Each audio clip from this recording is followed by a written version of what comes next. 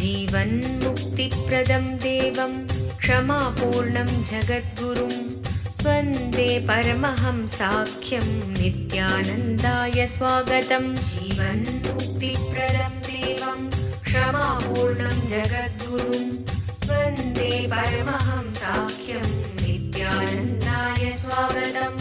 आनन्दानुभवास्वादं सर्वरोगनिवारकं वन्दे पापविनाशक्तं नित्यानन्दाय स्वागतम्।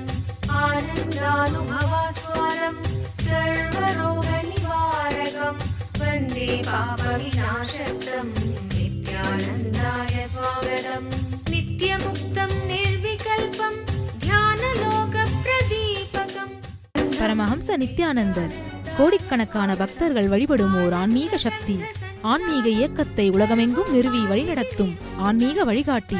வேத கலாச்சாரத்திற்கு மறுமலர்ச்சியூட்டும் ஓர் முன்னோடி.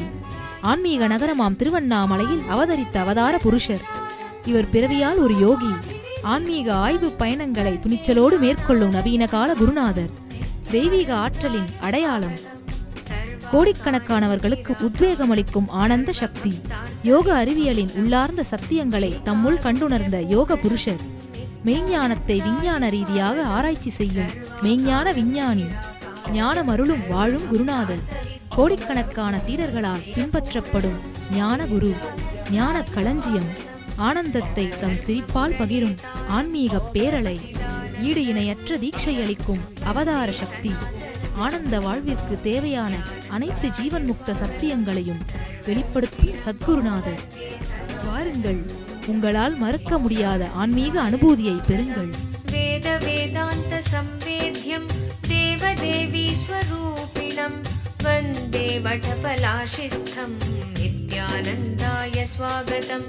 அருணகிரீத்யாக்யம் த்வாம் மகாபாவ சுயோகினம் வந்தே பூர்ணாவதாரம் ஷம் நித்யானந்தாய ஸ்வாகதம்.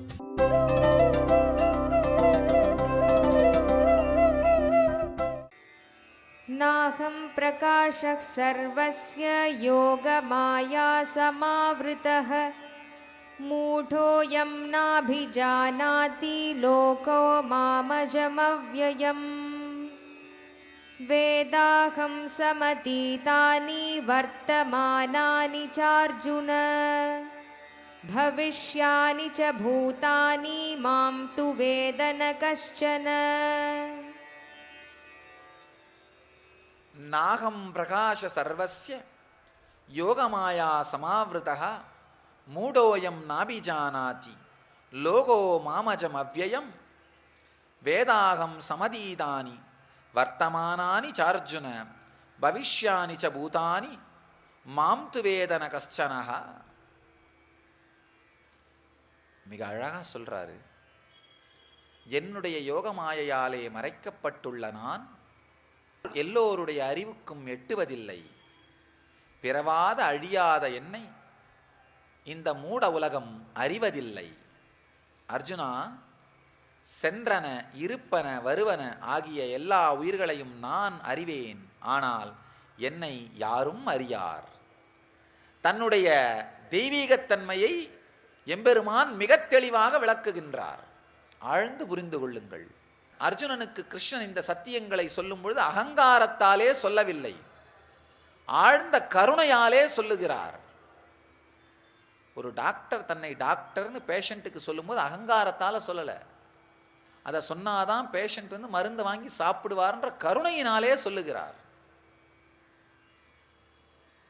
பெரிய பிரச்சனை என்னன்னா, குதர்க்கவாதிகளுக்கு இந்த கருணை தெரிவதில்லை. இவருடைய பெருமையை சொல்லிக்கிறார். பல பேர் என்கிட்ட வந்து கேட்கறது உண்டு இந்த குதர்க்கத்தன்மையோட. என்ன உங்களை என்ன கடவுள்னு சொல்லிக்கிறீங்களா? நான் சொல்றது, அப்பா நான் என்ன கடவுள்னு சொல்றதுக்கு வரல, உன்னை கடவுள்னு சொல்றதுக்கு வந்திருக்கேன் அப்படின்னு. நான் கடவுள் என்று சொல்ல நான் வரவில்லை, நீங்கள் கடவுள் என்று சொல்லவே வந்தேன். குதர்க்கத்தன்மையோடு பார்க்கும் பொழுது நீங்கள் கடவுள்னும் புரியாது, குரு சக்தியே கடவுள் சக்தி தானும் புரியாது. கிருஷ்ணன் பகவத்கீதையை அர்ஜுனனுக்கு சொல்றார். அர்ஜுனன் முன்னாடி நேரடியாக சொல்லுகிறார், சென்றன இருப்பன வருவன அனைத்தையும் அறிந்தவன் நான், என்னை எந்த உயிரும் அறியாது. ஒரு அவதார புருஷரிடமிருந்து நேரடியான வழிகாட்டுதல் வேண்டுமா? பரமஹம்சருடன் நேருக்கு நேர். நித்யானந்தம், நித்யானந்தா ஹியர். இதோ உங்களுக்காக பரமஹம்ச நித்யானந்தர் நேரடியாக வழங்கும் ஒரு அரிய வாய்ப்பு.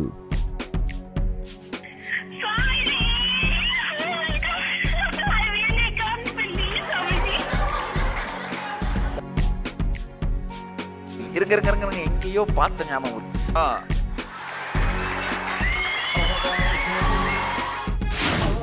நான் மாடல் எக்ஸாம் நல்லா பண்ணோம், பயமா இருக்கு. இதே தெரிஞ்சு நீ சக்சஸ் ஆக போற, நான் பாத்துக்கிறேன். ஆனந்தமா இருக்கும், ஆனந்தமா இருக்கு. உங்களுடைய எல்லா விதமான கேள்விகளுக்கும் பிரச்சனைகளுக்கும் பரமஹம்சர் தொலைபேசி மூலம் தீர்வுகளை அளிக்கின்றார். தினந்தோறும் காலை 8 மணி முதல். தொடர்பு கொள்ள வேண்டிய தொலைபேசி எண் 08027279999. நேரடி ஒளிபரப்பை காண ntv.nithyananda.org. கிருஷ்ணன் ரொம்ப அழகா சொல்றாரு, என்னுடைய மாயையாலே நான் என்னை மறைத்துக் கொண்டிருப்பதால், யோக மாயையாலே மறைத்திருப்பதால் மனித மனத்திற்கு புரியாது. குதர்க்கம் இருக்கின்ற வரை புரியாது. குதர்க்கத்தை தாண்டி ஆழமான விதர்க்கம் ஏற்படும் போது மட்டும்தான் புரியும். என்னுடைய வாழ்க்கையில் நடந்த ஒரு நிகழ்ச்சி. குதர்க்கம் இருக்கின்ற வரை மக்களுக்கு, சாதாரண மனிதர்களுக்கு இந்த உயர்நிலை சத்தியங்களை பற்றிய எந்த தெளிவுமே ஏற்படுவதில்லை.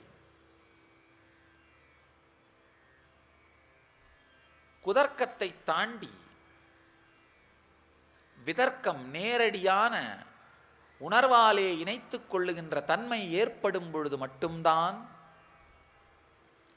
அவர்களுடைய வாழ்க்கையிலே மிக உயர்ந்த சத்திய ஞானம் மலருகின்றது, நித்திய ஞானம் மலருகின்றது, சத்தியத்தின் சாரம் மலர்கின்றது. நல்லா ஆழ்ந்து புரிஞ்சுக்குங்க.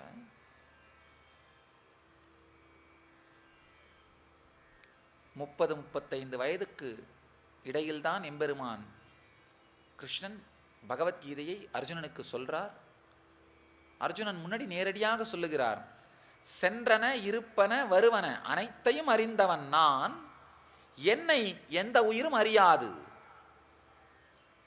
அர்ஜுனனுடைய நண்பன், அர்ஜுனன் பார்த்து வளர்ந்தவன். நான் திடீர்னு அபயமுத்திரையோடு இந்த வார்த்தைகளை சொல்கின்றான். ஆனால் அர்ஜுனனுக்கு ஆழமான விதர்க்கம் இருந்ததாலே இந்த சத்தியத்தை உள்வாங்கிக் கொண்டு எம்பெருமானுடைய விஸ்வரூபத்தை தரிசிக்கின்றான். எம்பெருமான் அர்ஜுனனுக்கு இந்த அனுபூதியாக அளிக்கின்றார். இருக்கின்ற எல்லாவற்றிலும் தன்னை காட்டி அவைகளை தாண்டிய சக்தியாக அர்ஜுனனுக்கு சத்தியத்தை உணர்த்துகிறார்.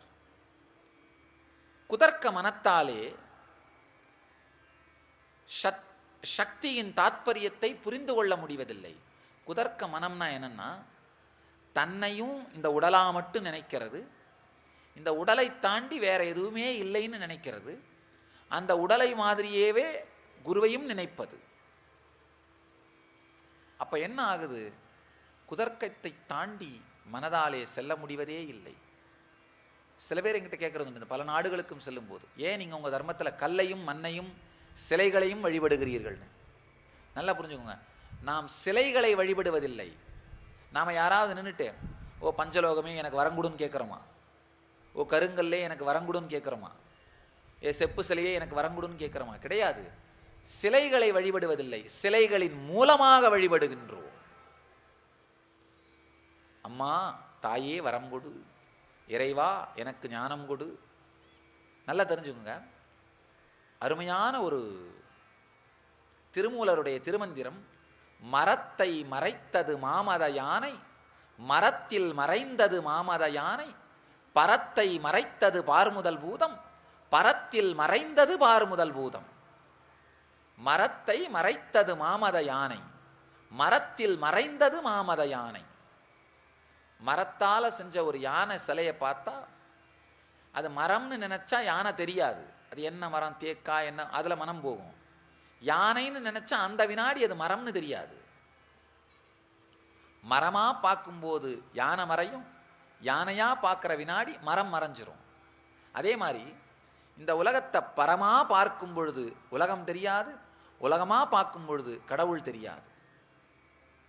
பரத்தை மறைத்தது பார்முதல் பூதம், பரத்தில் மறைந்தது பார்முதல் பூதம். அதே மாதிரி நாம் அதை கல்லா மண்ணா சிலையா பார்த்தா கடவுள் தெரியாது, கடவுளா பார்த்தா அது வெறும் சிலையா தெரியாது. விக்கிரகங்களின் மூலமாக வழிபடுகின்றோம், விக்கிரகங்களை வழிபடவில்லை. இங்க ஆழமான விதர்க்கம் ஏற்பட்டால் அது சிலையாக தெரியாது, இறைவனாகவே தெரியும். குதர்க்கம் இருந்தால் நிச்சயமாக அது இறைவனாக தெரியாது, வெறும் கருங்கல்லாகவும் சிலையாகவும் தான் தெரியும். அதனால தான் நம்முடைய பெரிய ஆலயங்கள்லாம் பார்த்தீங்கன்னா செதுக்காத சாதாரண அரைகுறையாக இருக்கின்ற சிற்பங்கள் தான் வழிபடப்படும். பெரிய பெரிய ஆலயங்கள் எல்லாம் பார்த்தீங்கன்னா அந்த ஆலயங்களை அவ்வளவு அழகு கலை நுணுக்கத்தோடு செதுக்கி இருப்பார்கள். பூரி ஜெகநாதர் ஆலயம் உள்ளே இருக்கிற மூர்த்தி விக்கிரகம் பார்த்தீங்கன்னா எந்த விதமான வேலைப்பாடும் இல்லாமல் வைக்கப்பட்டு இருக்கும். காரணம், விதர்க்கம் இருக்கின்ற மனிதர்கள் மட்டும்தான் உள்ள வந்து இறை ஸ்வரூபத்தை தரிசிக்க வேண்டும் என்கின்ற காரணத்திற்காகவே கலை நயத்தோடு கூட செய்து வைக்காமல் நம்முடைய மூர்த்திகளை அப்படியே விட்டார்கள் நம்முடைய முன்னோர்கள். விதர்க்கம் இருந்தால் இதில் கடவுளை பாரு, அப்படி இல்லைன்னா உனக்கு எங்கேயும் கடவுளை பார்க்க முடியாது போ, அப்படிங்கிறது தான் நம்முடைய முன்னோர்கள் தெளிவாக சொன்னார்கள். தெளிவாக அந்த சத்தியத்தை இது போன்ற விக்கிரகங்களை வைத்ததன் மூலமாக நமக்கு உணர்த்தினார்கள். விதர்க்கம் இருக்குமானால் எம்பெருமான் சொல்லுகின்ற இந்த சத்தியம் ஆழ்ந்து புரியும். வருவனவும் சென்றனவும் இருப்பனவும் வருவனவும் எல்லா உயிர்களையும் நான் அறிவேன், ஆனால் என்னை யாரும் அறியார். அப்படின்னா என்ன அர்த்தம்னா, அவர் இருக்கிற அந்த உயர்ந்த உணர்வு நிலையினாலே தரையில் நின்று இந்த தெருவை பார்த்தோன்னா இந்த பக்கம் 20 கார், இந்த பக்கம் 20 கார் தெரியும். உயரமான கட்டடத்திலிருந்து பார்த்தா இந்த பக்கம் வர 100 கார், இந்த பக்கம் வர 100 கார் தெரியும். ஒரு ஞானி உயரமான கட்டடத்தில் இருக்காரு, உயர்ந்த உணர்வில் இருக்காரு. அதனால சென்றனவும் வருவனவும் இருப்பனவும் தெரியும். ஆனால் அவர் உயர்ந்த நிலையிலே இருப்பதனாலே சாதாரண தரையில் இருக்கின்ற மனிதர்களுக்கு அவருடைய நிலை புரியாது. நாமும் அந்த நிலைக்கு உயர்ந்தால் மட்டும்தான் அவர் நிலை நமக்குள் புரியும். நான் எப்போவுமே சொல்கிறது உண்டு, பல பேர் என்கிட்ட வந்து கேட்குறது உண்டு, சாமி நான் உங்களுக்கு என்ன ஏதாவது சேவை பண்ணணும்னு நினைக்கிறேன், எந்த சேவை பெரிய சேவை சொல்லுங்கள் நான் செய்கிறேன். நான் சொல்கிறேன், அப்பா நான் இருக்கிற ஞான நிலையை நீயும் அடை, அதுதான் எனக்கு நீ செய்கிற மிகப்பெரிய சேவை. அது அடையாதவரை நிச்சயமாக உங்களால் ஒரு ஞான புருஷனை நம்ப முடியாது. தானே அனுபவிக்காதவரை அவர் ஞான நிலையை நம்மால் முழுமையாக நம்ப முடியாது, ஏற்றுக்கொள்ள முடியாது. அதை நம்மால் உணரவோ அவருக்கு எந்த விதமான சேவையையும் செய்யவோ முடியாது. எப்போ அவருடைய உணர்வை நாம் உணர்கிறோமோ அப்போ மட்டும்தான் அவருக்கு தேவையான சரியான சேவையை நாம் செய்வோம், செய்து முடிப்போம். அதனால் ஒரு ஞானிக்கு செய்கின்ற மிகப்பெரிய நன்மை என்னன்னா, சேவை என்னன்னா, அவருடைய உணர்வை புரிந்து கொண்டு நீங்களும் அவருடைய உணர்வை அடைவது. காலத்தை நீட்டிப்பதல்ல, மரணத்தாலும் அசைக்க முடியாத ஸ்திரமான உணர்வை இந்த உடல் இருக்கும் பொழுதே உருவாக்கி வைத்து விடுவது.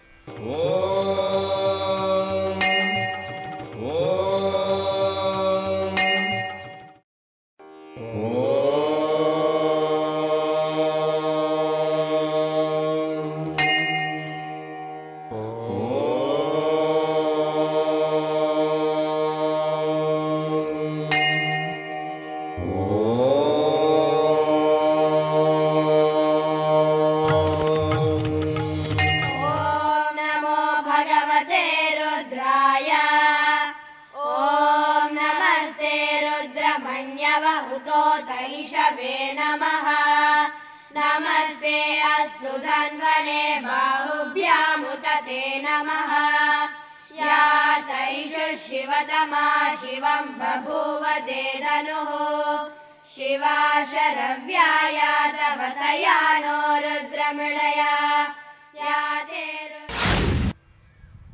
யோகமாயையாலே நன்கு மூடப்பட்டுள்ள நான் எல்லோருடைய அறிவுக்கும் எட்டுவதில்லை. பிறவாத அழியாத என்னை இந்த மூட உலகம் அறிகிறதில்லை. அர்ஜுனா, சென்றனவும் இருப்பனவும் வருவனவும் ஆகிய உயிர்களையெல்லாம் நான் அறிவேன், ஆனால் என்னை யாரும் அறியார் என்கின்ற பரம்பொருளின் பகவானின் சத்தியம் ஆழமான சத்தியம். அவருடைய உணர்வில் சென்றால் மட்டும்தான் அவர் சொல்லுகின்ற இந்த சத்தியத்தை புரிந்து கொள்ள முடியும். அவருடைய உணர்வுக்கு செல்லாதவரை இந்த சத்தியங்கள் அகங்காரத்தினாலே சொல்லப்படுகின்ற வார்த்தையைப் போலவே தெரியும். சுதந்திரமான ஆனந்தமயமான வாழ்க்கையின் பல்வேறு பரிமாணங்கள். சுதந்திரமாக ஆனந்தமயமாக வாழுகின்ற ஒரு மனிதன் அதே உணர்விலேயே மரணமும் அடைகின்றான். வாழும் பொழுது இருக்கின்ற அந்த உணர்வை மரணத்தின் போதும் அவன் அடைகின்றான். மரணத்தினால் கூட கலங்காமல் இருக்கின்ற தெளிந்த நிலையை அவன் வாழுகின்றான். மரணத்தினால் கூட உங்களுடைய மனதை கலக்க இயலவில்லை என்றால் நீங்கள் மரணத்தை வென்றவர்கள். மரணத்தை வெல்லுதல்னா இந்த இரத்தத்தாலும் சதையாலும் எலும்பாலுமான இந்த உடம்பிலேயே அமர்ந்து கொண்டிருப்பதுன்னு நினைக்காதீங்க. உண்மையில் பார்த்தா கொஞ்ச நாள் கழித்து இந்த உடம்பு போர் அடிச்சிரும். ஏன்னா இந்த உடம்பினாலே அடையக்கூடிய உச்சகட்ட சுக துக்கங்களை பார்த்து விட்டு இருப்பீர்கள். அதனால் மரணத்தை வெல்லுதல்ன்றது இந்த உடம்பினுடைய காலத்தை நீட்டிப்பதல்ல, மரணத்தாலும் அசைக்க முடியாத ஸ்திரமான உணர்வை இந்த உடல் இருக்கும் பொழுதே உருவாக்கி வைத்து விடுவது. எப்படி? சட்டி உடைவதற்கு முன்பாகவே பாலை தயிராக்கி, தயிரை வெண்ணையாக்கி, வெண்ணையை வெளியில் எடுத்துடணுமோ, அதே மாதிரி உடல் உடைவதற்கு முன்பாகவே, அழிவதற்கு முன்பாகவே இதற்குள் பல்வேறு ஞான மாற்றங்களை உருவாக்கி நிகழ்த்தி மரணத்தாலும் அசைக்க முடியாத ஜீவன் முக்த தன்மையை இந்த உடலுக்குள் உருவாக்கி விடுவது.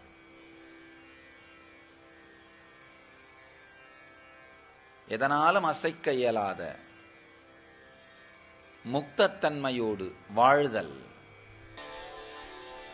அந்தகாலே ச மாமேவ ஸ்மரன் முக்த்வா கலேவரம் யக் பிரயாதி சமத்பாவம் யாதி நாஸ்த்யத்ர சம்சயः யம் யம் வாபி ஸ்மரன் பாவம் त्यजत्यन्ते कलेवरं तं तमेवैति कौन्तेय सदा तद्भावभावितः. அந்தகாலே ச மாமேவ ஸ்மரன் முக்த்வா கலேவரம் யப்ரயாதி சமத்பாவம் யாதி நாஸ்த்யத்ர சம்சயः யம் யம் வாபி ஸ்மரன் பாவம் த்யஜத்யந்தே கலேவரம் தம் தமேவைதி கௌந்தேய சதா தத்பாவ பாவிதः.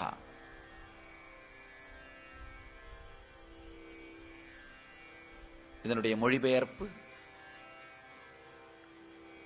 மரண காலத்திலும் என்னையே நினைந்து கொண்டு உடலை துறந்து யார் செல்கின்றானோ அவன் என் சொரூபத்தையே அடைகின்றான், இதில் சந்தேகமில்லை.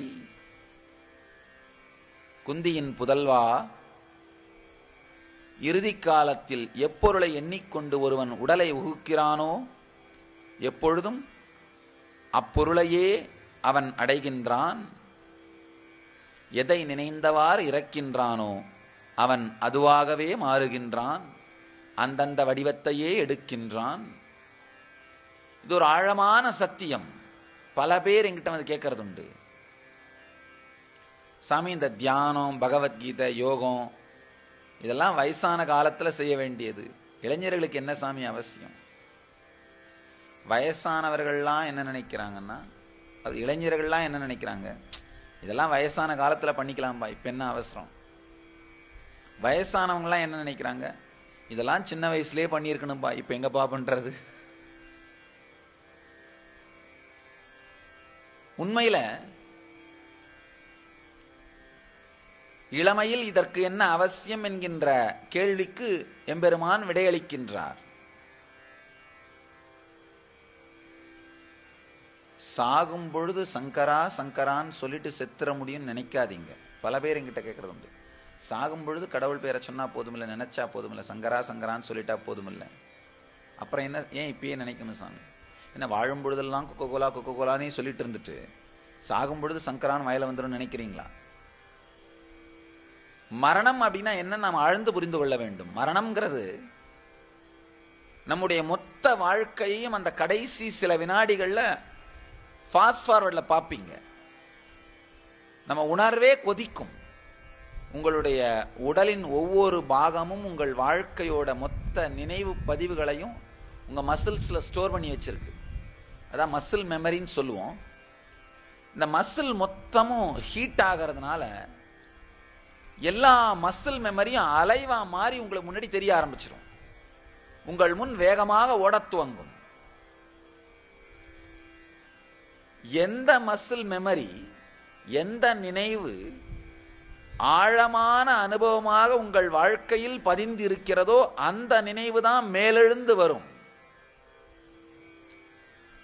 அது மட்டும்தான் மரண பயத்தாலும் மரண துக்கத்தாலும் மரண வேதனையினாலும் பாதிக்க முடியாத ஸ்திரமான எண்ணமாக உங்களுக்குள் நிற்கும். வாழ்க்கை முழுவதும்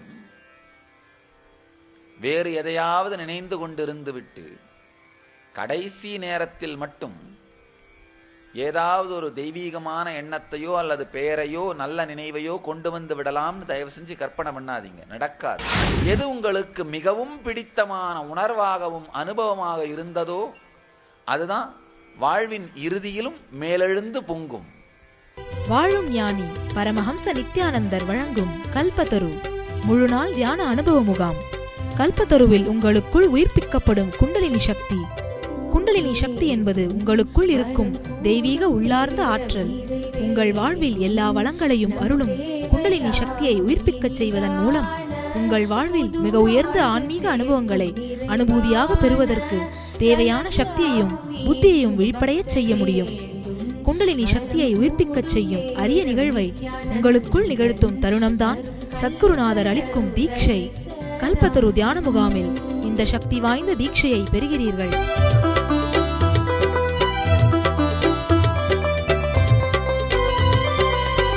மேலும் விவரங்களுக்கு நித்யானந்த தியான பீடம், நித்யானந்தபுரி, கிரிவலப்பாதை, திருவண்ணாமலை. தொலைபேசி எண்கள் 7200003311, 7200003322, www.nityananda.org. வாழ்வு முழுவதிலும் எது உங்களுக்கு ஆழமான அனுபவமாக இருந்ததோ, எது உங்களுக்கு மிகவும் பிடித்தமான உணர்வாகவும் அனுபவமாக இருந்ததோ அதுதான் வாழ்வின் இறுதியிலும் மேலெழுந்து பொங்கும். வாழ்வின் இறுதியிலும் அதுதான் உங்களுடைய அடிப்படையான ஆதார சத்தியமாக மேலெழும். ஒரு அழகான ஒரு கதை, நம்முடைய பாரம்பரியத்தில் இருக்கிற கதை. இந்த பரத ரிஷின்னு ஒரு ரிஷி காட்டிலே அமர்ந்து தவம் செய்து கொண்டிருந்தார். ஒரு நாள் அங்கு ஒரு அடிபட்ட மான் குட்டி ஒன்று வந்து விழுந்தது. வேடனுடைய அம்பு பட்டு ஆனால் சாகாமல் தப்பித்து விட்ட ஒரு மான்குட்டி. இவருக்கு அந்த மான்குட்டியின் மீது ஒரு வாஞ்சை. அதை எடுத்து அதற்கு மருந்திட்டு சரி செய்து அதை வளர்க்க துவங்கினார். காட்டில் வேற யாரும் இல்லை, இவர் மட்டும்தான் தனியாக இருக்கார். அந்த மான்குட்டி மட்டும்தான் அவருக்கு துணை. கொஞ்சம் நாளாக நாளாக நாளாக ஒரு அன்பு, அதுக்கப்புறம் பார்த்தீங்கன்னா மெதுவாக ஆழமான பிணைப்பாகவே மாறிடுச்சு. பெட்டு மாதிரியே ஆயிடுச்சு அந்த மான்குட்டி. காலையில் எந்திரிச்ச உடனே அந்த மான்குட்டியோட விளையாடிட்டு இருக்கிறது, மதியானம் அந்த மான்குட்டிக்கு சாப்பாடு கொடுத்துட்டு சாப்பிட்றது, ராத்திரி அந்த குட்டியை தூங்க வச்சுட்டு தூங்குறது, இப்படியே வாழ்க்கை கழிய துவங்கியது. மெதுமெதுவா மான்குட்டி அவருடைய வாழ்க்கையின் ஒரு ஆழமான முக்கியமான பாகமாக மாறிடுச்சு. இன்னும் கொஞ்ச நாள் கழிச்சு அந்த மான்குட்டி அந்த அவருடைய உணர்வின் பாகமாகவே மாறிவிட்டது. வாழ்க்கை மட்டும் இல்லாம உணர்வின் பாகமாகவே மாறிவிட்டது. உங்கள் எல்லோரையும் நித்யானந்தத்தில் நிறைந்து, நித்யானந்தத்தில் மலர்ந்து, நித்யானந்தத்தில் கரைந்து, நித்யானந்தமாகிட ஆசீர்வதிக்கின்றேன். நன்றி. ஆனந்தமாக இருங்கள். நித்யானந்த தியானபீடம், நித்யானந்தபுரி, ஆஃப் மைசூர் ரோடு, விடுதி, பெங்களூர். 9742203311, 08027202084.